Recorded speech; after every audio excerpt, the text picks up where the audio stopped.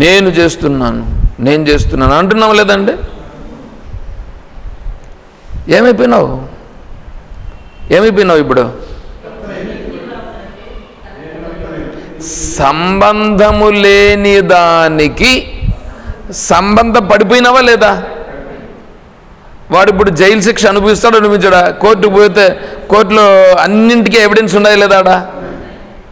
అదేవిధంగా ఇక్కడ కూడా ఎవిడెన్స్ ఉన్నదా లేదా? ఎవిడెన్స్ నువ్వే. ఈ ఇల్లు ఎవరిది? నాది. ఈమెవరు? నా భార్య. ఈయనెవరు? నా భర్త. ఏమండి? ఈ పిల్లలు ఎవరు? నా పిల్లలు. దీనికంటే సాక్ష్యం ఇంకేం కావాలి? అర్థమవుతుందా? అన్నింటికీ నువ్వే చెప్తున్నావు, అన్నీ నువ్వే సాక్ష్యం చెప్తున్నావు. మరి ఇన్ని పెట్టుకొని నువ్వు దీనికి కర్త అవుతావా కావా? కర్త అయ్యావు, భోక్త కూడా అయినావు. కర్త భోక్త అయ్యి ఇప్పుడేమైపోయినావు? బంధింపబడిపోయినావు. అర్థమైందా? దీంట్లో నుంచి విడిపించాలంటే ఎవడు విడిపిస్తాడు? ఎవడు విడిపించాలి చెప్పండి? ఎవడన్నా వేరే వాడు వచ్చాడని అనుకోండి, నీకు ఒకవేళ పైన కట్టేసి ఉంటే దాన్ని అయితే విడిపించవచ్చు. ఒకవేళ వాడు ఇప్పినాడని అనుకో, ఒకవేళ పైన ఉండేవాడు కూడా, నువ్వు లోపల మళ్ళా వేస్తున్నావా లేదా? ముళ్ళు వేస్తున్నావా లేదా? 3 ముళ్ళు వేసిన దానికే జీవితం అంతా పట్టుకొని ఉన్నామా లేదా? వాళ్ళ నీళ్ళు పట్టుకున్నారు లేదా? లోపల ఎన్ని ముళ్ళు ఉన్నాయి? మరి అన్ని ముళ్ళుని ఎవడండి ఇప్పేది? ఈ 3 ముళ్ళు ఒకానొక సందర్భంలో పోతాయి, కాలం విడదీస్తే దానికి ఏడుస్తూ కూర్చుంటారు. కాలం విడదీస్తుందే లేదండి? కాలం విడదీసింది, అది ఏదో జరిగింది అని ఇప్పుడన్నా ఫ్రీగా ఉండొచ్చు కదా. నా భార్య ఉంటే ఎట్లా వండి పెట్టేదో, నాకు ఏమి చేసేదో, చూడండి ఎట్లా ఉందా. ఇవంతా ఏంటివండి? ఇవి పైగా దీంట్లో ఏమంటే స్వీట్ మెమరీస్ అంట. మళ్ళా ఏంటంటే మెమరీ, ఇది కర్త అయిపోయినాడు. అర్థమైందా? దీంట్లో నుంచి ఇప్పుడు బయటపడే మార్గాన్ని మనంతట మనమే వెతకాలి, తెలుసుకోవాలి. ఏమండి? అందుకనే ఇక్కడ ఏమన్నాడు మొదటి శ్లోకంలో? సకృత్ శ్రవణ మాత్రేణ. ఇప్పుడు చూడండి, శ్రవణ మాత్రేణ అంటే ఇప్పుడేమంటే వేదాంతమును, ఈ తత్వం ఉంది చూడండి, ఈ తత్వమును చదువుకుంటే వీడు బయటపడతాడా? లేదా తెలుసుకుని దాన్ని ఆ ప్రకారంగా ఆచరిస్తే బయటపడతాడా? అంటే ఇప్పుడు చదవడం ముఖ్యమా, తెలుసుకోవడం ముఖ్యమా? తెలుసుకోవడం ముఖ్యం కదా. అందుకే ఆచార్యులు వారు ఏమన్నారు? సకృత్ శ్రవణ మాత్రేణ. ఎంత ఇది చూడండి. ఆచార్యులు నువ్వు వేదాంతం చదవాలి అనేమి చెప్పట్లేదు ఇక్కడ. వేదాంతం చదవాలి అని ఏమన్నా చెప్పారా ఇక్కడ? శ్రవణ మాత్రేణ. శ్రవణం చేస్తే చాలు. శ్రవణం చేస్తే ఏమవుతుంది? విషయం తెలుస్తుంది. విషయం తెలిస్తే నువ్వు చదువుకున్నట్లే. అర్థమైందా? వేదాంతమును చదవడమా కావాల్సింది తెలుసుకొని ఆచరించడమే. ఇప్పుడు తెలుసుకున్నామనంటే అర్థం ఏంటి? ఇప్పుడు ఆచరణలో పెడతాం అంటే ఇప్పుడు చదివినట్లు అయిందా లేదా? అంతే. చూడండి, వేదాంతమును చదివినవాడు గొప్పనా, వేదాంతమును తెలుసుకున్నవాడు గొప్పనా, వేదాంతమును తెలుసుకున్న తర్వాత ఆచరించేవాడు గొప్పనా? అది ఇప్పుడు మీరందరూ అందుకే వచ్చినారు. తెలుసుకుంటున్నారు, ఆచరిస్తారు. అర్థమవుతుందా? అది బ్రహ్మజ్ఞానావళి. ఇంకొద్దిగా ముందుకెళ్తా ఈరోజు.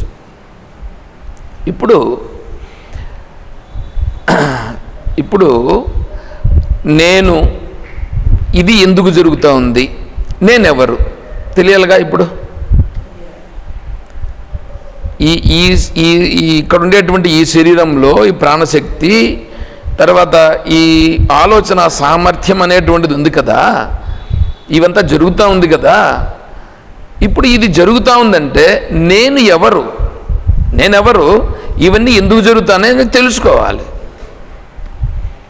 ఆ తెలుసుకునే దానికి ఏంటంటే ఇప్పుడు చెప్తున్నారు. ఇప్పుడు మీరు చూడండి, మీరేమనుకుంటున్నారు, ఇక్కడ శరీరం ఉంది కదా ఇప్పుడు అన్నారు. ఇప్పుడు మనం ఏమన్నాం, దాన్ని జీవము అని కదా నిన్న చెప్పినాం.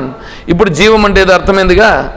ఇప్పుడు జీవం ఇక్కడే ఉందా, ఇదంతా కూడా ఉందా? అంతటా ఉన్నటువంటి జీవత్వమే అన్ని శరీరముల యందు ఉన్నది. అవునా? అన్ని శరీరములో ఉండేది అదే జీవత్వమేనా? అన్ని శరీరముల్లోనూ జీవత్వం ఉన్నది. అన్ని శరీరములో ఉన్న జీవత్వమే ఈ శరీరంలో కూడా ఉన్నది.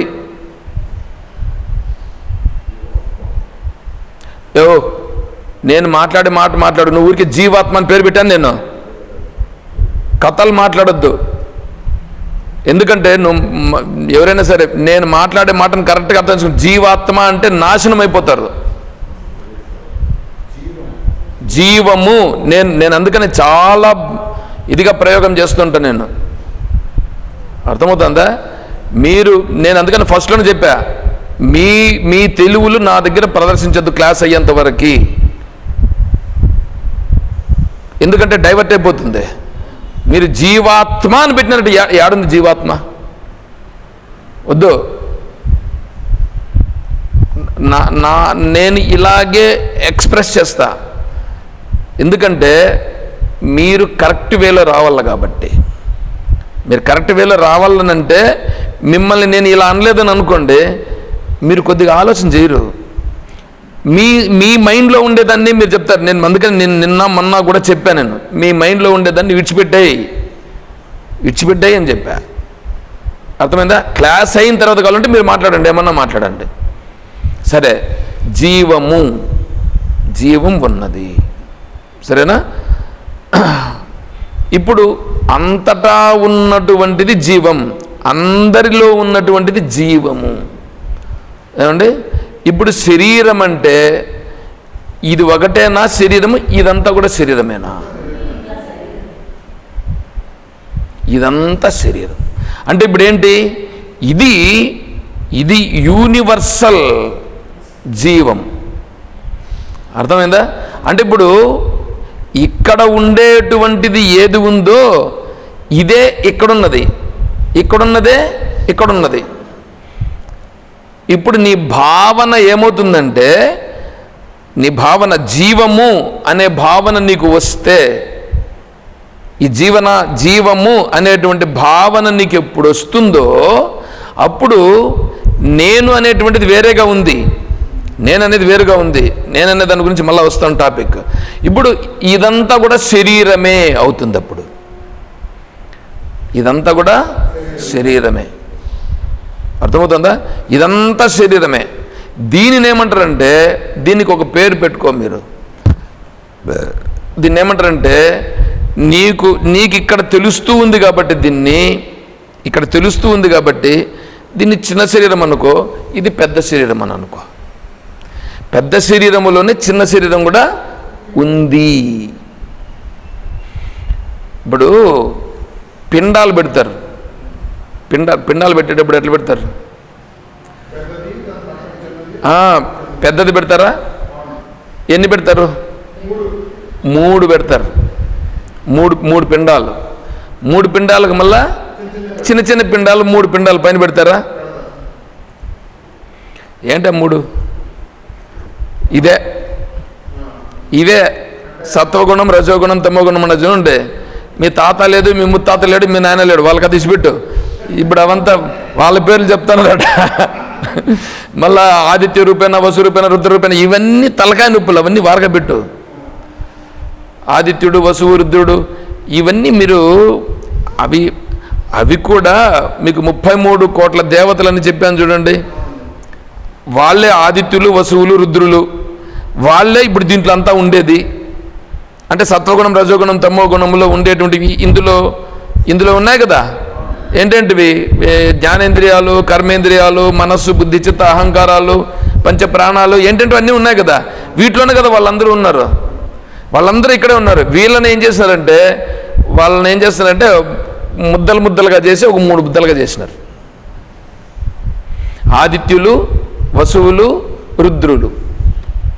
ఆ 3 ముద్దలుగా చేసి ఆదిత్య రూపేణ, వసు రూపేణ, రుద్ర రూపేణ అని ముగ్గురిని పిలిచి అక్కడ కూర్చొని పెట్టి వాళ్ళు ముగ్గురికి పిండాలు పెడతారు. వాళ్ళు నువ్వు అటు చెప్తే ఇదవుతుందని ఇంక మళ్ళీ దానికి సంబంధించి తండ్రి గారి పేరు, వాళ్ళ తండ్రి గారి పేరు, వాళ్ళ తండ్రి గారి పేరు, లేదా తల్లి వాళ్ళ ముగ్గురిని. అది సమిష్టి పెద్దది, పెద్ద పిండం. చిన్నది వ్యష్టి పిండం. వ్యష్టి అంటే ఈడోడో శరీరం విడిచిపెట్టాడు చూడండి. విడిచిపెట్టిన వాటిలో సత్వగుణం, రజోగుణం, తమోగుణం 3 ఉన్నాయిగా. అవి 3 పిండాలు చిన్నవి, అవి పెద్దవి. ఈ సమిష్టి దీన్ని తీసుకొని దాని మీద పెడతారు. ఇట్లా ఈ చిన్న పిండాన్ని తీసుకొని దాని మీద పెడతారుగా. మళ్ళీ దీన్ని ఇట్లా పట్టుకొని ఏందో అవన్నీ పెట్టించి ఏందో చేస్తారు వీళ్ళు. చేసి దీన్ని ఎత్తుకొని గయలో కలపాలంట. ఇప్పుడు వీడు చచ్చిపోయినప్పుడు ఆడిపోయినాడండి. వీడు శరీరాన్ని విడిచిపెట్టాడు కదా. శరీరాన్ని విడిచిపెట్టి ఎత్తుకొని పోయి ఆడేసినారు శ్మశానంలో, మట్టిలో వేసినారు, మట్టిలో కలిపేశారు. లేదంటే హీట్గా ఏదో దానికి ఇస్తారు, బాయిల్ అయిపోతుంది, కొద్దిగా బూడిద వస్తుంది. అంటే అదైతే వెంటనే స్మాష్ అయిపోయి దేంట్లో అది కలిసిపోతూ ఉంది. ఇది కొంత టైం తీసుకుంటుంది, ఇది కూడా కలిసిపోతుంది. అంటే ఏమైంది? ఈ వ్యష్టిగా చిన్నదిగా ఉన్నటువంటిది సమిష్టిలో కలిసిపోయింది. ఈ వ్యష్టి సమిష్టిలో కలిసిపోయింది. అంటే ఈ జీవము ఆ జీవంలో కలిసిపోయింది. ఈ నీళ్లు ఆ నీళ్ళల్లో కలిసిపోయినాయి. నది బి సముద్రంలో కలిసిపోయింది. ఎవడన్నా ఏడుస్తాడా దీనికి? ఎవడన్నా ఏడుస్తాడా? పూర్ణమదః పూర్ణమిదం.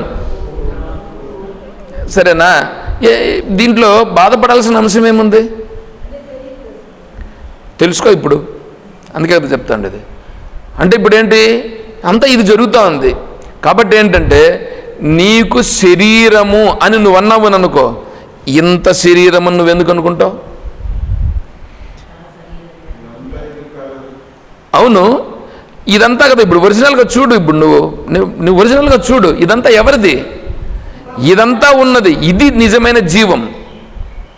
ఇది జీవం. ఆ జీవమే ఇక్కడ ఉన్నది. అవునా? ఇంటిలో మూటలో బియ్యం ఉన్నాయి. ఆ బియ్యంలోనే ఉండేటివి కదా కొద్దిగా తీసి ఇప్పుడు నువ్వు తింటున్నావు. ఆ బియ్యమే కదా ఈ బియ్యం. అదే ఇది కదా, ఇదే అది కదా. కాబట్టి నువ్వు చెప్పాలని అనుకుంటే, నిజంగా తెలిస్తే ఏం చెప్పాలంటే ఇదంతా శరీరము అని చెప్పాలి. ఇదంతా శరీరం. ఇందులో ఉండే జీవం ఏదుందో ఆ జీవం నేను అని చెప్పాలి. అర్థమవుతుందా? అందుకే విశ్వరూపం 11వ అధ్యాయం. అందుకే విశ్వరూపం అనేటువంటిది ఎందుకు వచ్చింది? ఇప్పుడు విశ్వరూపములోనే అన్నీ ఉన్నాయి లేదా? ఇప్పుడు చెప్పండి, అక్కడుండేది ఎవరు? ఈ జీవమేనా? ఇక్కడుండేది ఆ జీవమేనా? అందరిలో ఉండేది ఆ జీవమేనా? జీవం ఒకటేనా? ఇప్పుడు దీనిలో ఏమేం పోతాయి చెప్పండి? ఇప్పుడు ఏం మిగులుతుంది, ఏమేం పోతాయి?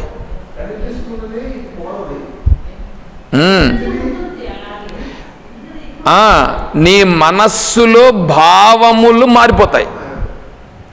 నీ మనస్సులో భావాలు ఉన్నాయే, ఆ భావాలు ఏమవుతాయి? ఇప్పుడు ఇంతవరకు ఎవరెవరిని ఏమేమి అనుకున్నావో, ఎలా అనుకున్నావో అవన్నీ పోయి, ఏదేదైతే నాదని అనుకున్నావో అవన్నీ పోయి నీ మనస్సులో పోయినాయా, బయట పోయినాయా?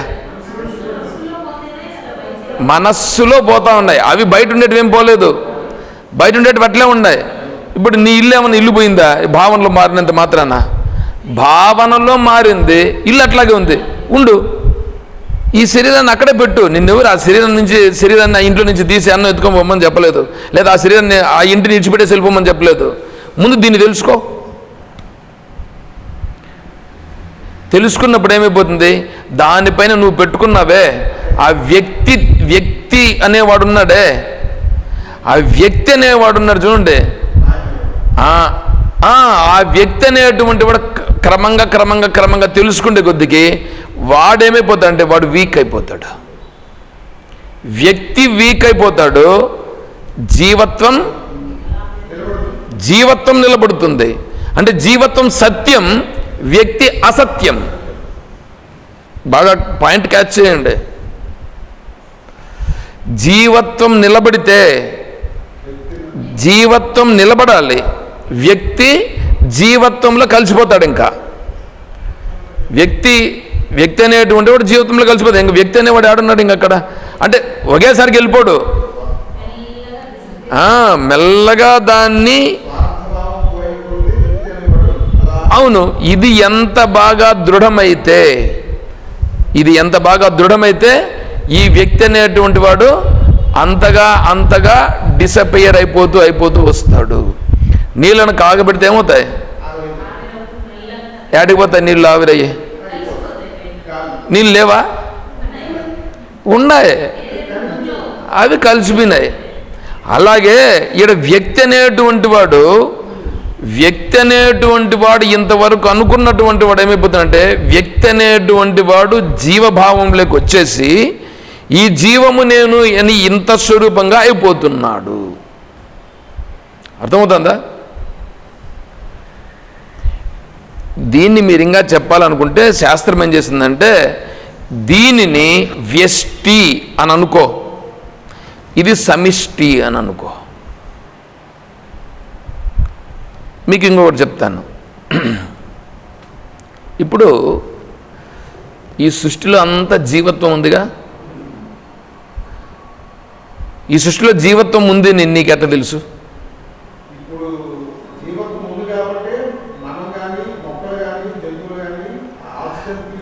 అవి వాటికి తెచ్చిపెట్టు, నీకు చాలా దగ్గరగా నీకు ఎట్లా అనుభవం ఉంది?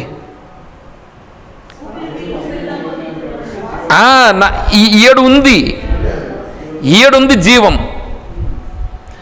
ఇదంతా ఉన్నది ఇక్కడున్నది. అర్థమవుతుందా? ఇక్కడంతా ఉండదు అనేటువంటి దానికి ప్రూఫ్ ఇది, ఇక్కడ ఉండేదానికి ప్రూఫ్ ఇది. ప్రూఫ్ అండి ఇది. ఇది ప్రూఫ్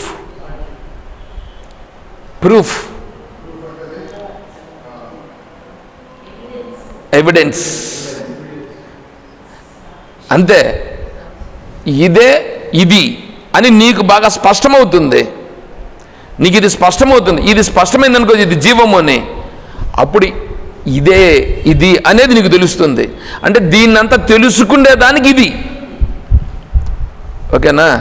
దీన్నంతా తెలుసుకునేదానికి, దీన్నంతా గుర్తించేదానికి ఇది. ఎట్లా చూడండి,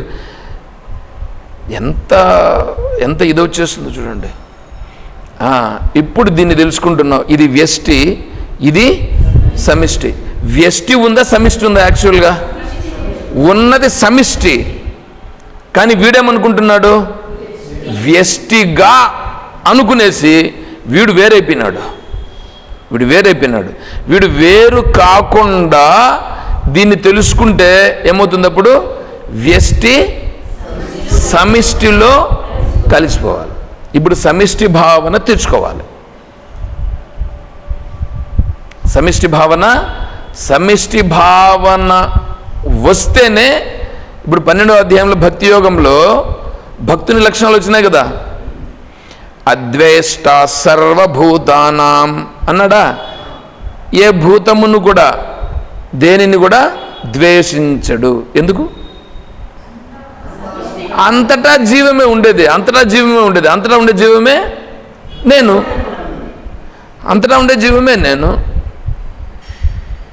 అవునా? ఇప్పుడు ఒకవేళ ద్వేషించినాడు అనుకో, ఎవరిని ద్వేషించినట్లయింది? తనను తానే ద్వేషించినట్లవుతుంది. అందుకని ద్వేషించుడు. సమశత్రువుచ మిత్రచ. అసలు శత్రుమిత్రులు ఎక్కడున్నారు? ఇంతకు ముందు మనస్సులో భావాలు ఉన్నాయి కాబట్టి శత్రుమిత్రులుగా ఉన్నారు. ఇప్పుడు శత్రుమిత్రులు లేదు, అంతా ఒకటే మెర్జ్ అయిపోయింది. ఇప్పుడు మెర్జ్ అయ్యిందా? భావనలో మెర్జ్ అయ్యింది. భావనలో దృఢమయ్యింది. అవును, భావనలు ముందు రాని తెలుసుకో. భావనలు తెలుసుకుంటే ఇప్పుడు ఏమైపోతుంది, వీడి యొక్క పరిస్థితి మారిపోయింది లేదా? ఇప్పుడు ఈ స్థితిలో ఇప్పుడు వచ్చిన తర్వాత ఇప్పుడు ఇదంతా ఉంది కదా, దీనిలో ఇవన్నీ జరుగుతూ ఉంటే ఇప్పుడు నేనెవరు అనేది ఇప్పుడు వస్తుంది ప్రశ్న. ఇప్పుడు ఈ ప్రశ్నలకు సమాధానమే బ్రహ్మజ్ఞానావళి మాల. ఇప్పుడు దీనినంతా తెలుసుకునేటువంటి సామర్థ్యం ఉందే, ఆ తెలుసుకునే సామర్థ్యం ఏది ఉందో అది ఏదో అది నేను, అదేదో అది నేను. బాగా చూసుకోండి, దానికి ఆత్మ అని పేరు పెట్టారు మహర్షులు. ఇప్పుడు ఆత్మ అని ప్రయోగించాలి, కానీ ముందు తీసుకొని ప్రయోగించేస్తే ఏమైపోతుంది?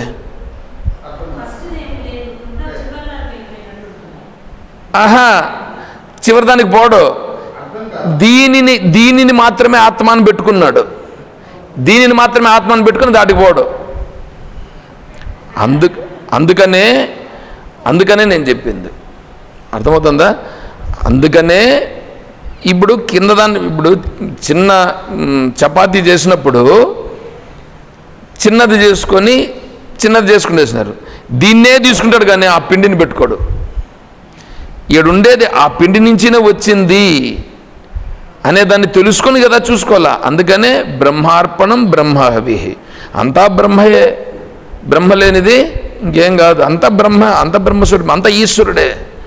చూడండి ఎంత మారిపోయిందో ఇప్పుడు ఈ జీవత్వ భావనతో ఉన్న సర్వము ఈశ్వరుడు జీవం ఉందిగా, ఈ జీవమును ఈశ్వరుడు, ఈశ్వర అనంటే ఈట్ అంటే శాసించేవాడు. దీన్ని ఎవడో నడిపిస్తున్నాడు, ఒకడు. సూర్యుని ఎవడు నడిపిస్తున్నాడు? చంద్రుడు అలా ఎందుకు చేస్తున్నాడు? వర్షం ఎవడు పడమని చెప్పాడు? భూమిని తిరగమని ఎవడు చెప్పాడు? ఆ గెలాక్సీలన్నీ ఎవడు పెట్టాడు ఇలాగా ఉండాలని? నదులను ఎవరు ప్రవహిస్తున్నాడు? గాలి ఎందుకు వీస్తున్నది? వీడు పుడుతున్నాడు, వీడు చనిపోతున్నాడు, ఎప్పుడు ఎందుకు పుడుతున్నాడు, ఎప్పుడు ఎందుకు చనిపోతున్నాడు? ఎవడు చేస్తున్నాడుగా, వాడిని అంటే వాని ఆధిపత్యంలో ఇవన్నీ జరుగుతున్నాయి. వాడు యూనివర్సల్గా వాడు చేపిస్తున్నాడు. ఆ యూనివర్సల్గా చేపించేటువంటి వాడిని ఈట్ అంటారు. ఈట్ అంటే తన కనుసన్నలలో జరిగేటట్లుగా చూస్తున్నాడు. అది వర అంటే ఆ సామర్థ్యము కలిగిన వాడిని ఈశ్వర అవుతాడు. ఈట్ అనేది ఏమవుతుందంటే వర ప్రత్యయం చేరి ఈశ్వర అవుతుంది. ఈశ్వరుడు అర్థమైంది. ఇప్పుడు ఈశ్వరుడు అంటే ఎవరు? ఏదన్నా ఒక లింగమా? లింగం కాదు. ఇప్పుడు చూడండి, సర్వ జీవత్వమును ఏదైతే మెయింటైన్ చేస్తూ ఉందో అది ఈశ్వర. ఆ ఈశ్వరుడు నేనా? కాదు. ఆ ఈశ్వరుడు నేను కాదు. ఇంకా చూడండి, ఇంకా ఎంత పోవాలో, లోపలికి పోవాలో. ఆ ఈశ్వరుడు కూడా నేను కాదు. అంటే ఇవన్నీ జీవ సామర్థ్యముతో జరుగుచున్నవి. సత్వగుణం, రజోగుణం, తమోగుణం. సత్వగుణం ముందు చూడండి, సత్వగుణము నీలో ఆలోచించే సామర్థ్యం ఉందే, నీలో ఆలోచించే సామర్థ్యం ఉంది కదా, నీ బుద్ధి పనిచేస్తుంది కదా, అది సత్వగుణం. నీలో చలనశక్తి, ప్రాణశక్తి, క్రియాశక్తి ఉంది కదా, అది రజోగుణం. సెటిల్ బాడీ, ఈ స్థూల రూపంగా శరీరం కనిపిస్తుంది, ఇది తమో గుణం. అర్థమైంది? ఇప్పుడు సత్వగుణం అనేటువంటిది నీ నాలెడ్జ్ ఉంది చూడు, నీ నాలెడ్జ్ నువ్వు ఏదో సంపాదించుకొని పెడతావు చూడండి నీ బుద్ధిలో, ఇదంతా సత్వగుణం అండి. ఎంత సత్వగుణం. రజోగుణం వచ్చి నీలో ప్రాణశక్తి, క్రియాశక్తి అంతా రజోగుణం. ఈ శరీర రూపంగా ఉండేది తమో గుణం. ఈ జగద్రూపంగా ఉండేది కూడా అంతేనా? వేరేమన్నానా? ఈ సర్వమును నడిపిస్తున్నాడుగా ఒక అతను. ఈ సర్వమును నడిపిస్తున్నాడంటే అందరికి సంబంధించి ఎవరెవరికి ఏమేమి జరగాల, ఎట్లా చేయాలి అనేటువంటి వివేకం కలిగి ఉందిగా ఒకనికి. అది యూనివర్సల్ సత్వగుణం. యూనివర్సల్ సత్వగుణం. ఇక్కడ కరెంట్ లైట్ వచ్చిందనంటే ఎక్కడి నుంచి వచ్చిందిగా, ఎక్కడో స్టార్టింగ్ నుంచి వచ్చిందిగా. మళ్ళీ మీరు స్టార్టింగ్ నుంచి వచ్చిందంటే దాన్ని మళ్ళీ ఇంకొక విధంగా తీసుకొని అక్కడ టన్నల్స్ దగ్గర స్టార్ట్ అయ్యి ఇక్కడ వరకు వచ్చింది. అలాగే దేవుడు ఒక జాగాలో ఉన్నాడు, ఈశ్వరుడు ఒక జాగాలో ఉన్నాడు, మళ్ళీ అట్లా తీసుకోవద్దు, అది తప్పు. ఇప్పుడు ఈశ్వరుడు జీవం ఇక్కడే ఉందిగా. అంతటా వ్యాపించి ఉన్నటువంటి జీవం ఏదైతే తెలుసుకునే సామర్థ్యం ఉన్నదో, అంతటా ఉన్న సత్వగుణం ఏదున్నదో దానికి విజ్ఞాన శక్తి, యూనివర్సల్ విజ్ఞానం. అందుకే సర్వజ్ఞుడు,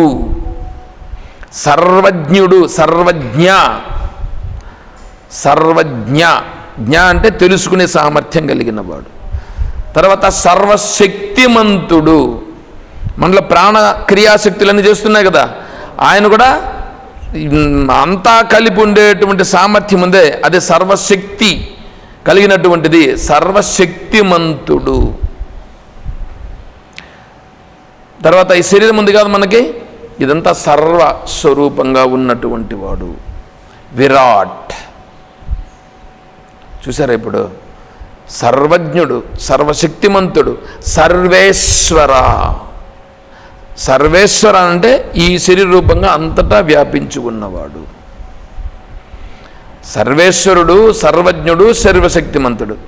ఏమండి, సర్వజ్ఞుడు, సర్వశక్తిమంతుడు, సర్వేశ్వరుడు ఇక్కడున్నాడా లేదా? ఆయన్ను నిన్ను చూసుకోవాలంటే ఎక్కడ చూస్తావు? అద్దంలో చూసుకుంటావుగా. అలాగే ఈ సర్వజ్ఞ, సర్వశక్తిమంత, సర్వేశ్వర స్వరూపాన్ని చూసుకోవాలనుకుంటే ఇక్కడ చూసుకో.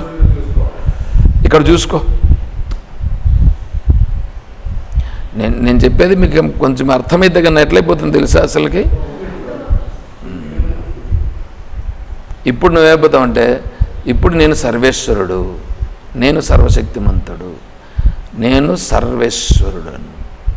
ఆహా, అయితే నేను ఇంతవరకు అనుకున్నది వేరే, ఇప్పుడు అనుకుంటున్నటువంటిది అంటే చూడండి, అంటే దీన్నే విశ్వం దర్పణ దృశ్యమాన నగరీ తుల్యం నిజాంతర్గతం పశ్యన్నాత్మనిమాయయా బహిర్వోద్భూతం యథా నిద్రయ సాక్షాత్ కురుతే ప్రబోధ సమే స్వాత్మానమేవాద్వయం తస్మై శ్రీ గురుమూర్తయే నమ ఇదం శ్రీ దక్షిణామూర్తయే. ఈ దక్షిణామూర్తి స్తోత్రంలో ఈ శ్లోకంలో చెప్తారు, విశ్వరూపంగా ఉండేటువంటి స్వరూపమే ఇందులో ప్రతిఫలిస్తున్నది, ఇందులో ప్రకటమగుచున్నది. నువ్వు దీనిని పట్టుకొని దానిని తెలుసుకో, దీనిని పట్టుకొని దాన్ని తెలుసుకునే దానికి ఇది ఉంది. ఇది ఉండే దానివల్ల నువ్వు దాన్ని తెలుసుకోవచ్చు, ఇదే లేకపోతే నువ్వేం తెలుసుకుంటావు? కాబట్టి దీనిని చూడు. ఇదేంటంటే ఇది అద్దం, ఇది అద్దంలో అదంతా కూడా ప్రకటమగుచున్నది. ఏమండి, ఇప్పుడు అక్కడ సత్వగుణం, రజోగుణం, తమోగుణం, ఇక్కడ సత్వగుణం, రజోగుణం, తమోగుణం, అంటే మొత్తం ఇదంతా ఒకటే. నువ్వు ఇదేని ఎందుకు అనుకుంటావు? మొత్తం అని అనుకో. ఇది ధ్యానము చేసి అలా స్థిరపడు. అప్పుడేమవుతుంది తెలిసిన, ఈ మనస్సు బుద్ధి ఉంది చూడండి, మనస్సు బుద్ధి ఉందే, దీనిలో ఉండే భావాలు అనేటువంటివి క్రమంగా మార్పులు వస్తాయి. ఎందుకంటే సర్వేశ్వరుడు నేను, సర్వజ్ఞుడు నేను, సర్వశక్తిమంతుడు నేను. ఇప్పుడు నేను ఆలోచిస్తాను ఏంటి, కొద్దిగా దీన్ని ఆలోచిస్తున్నానే. అప్పుడు నువ్వేం చేయాల్సి వస్తుంది తెలుసా? అప్పుడు నువ్వు చేస్తావే, అప్పుడు నువ్వు చెయ్యవు,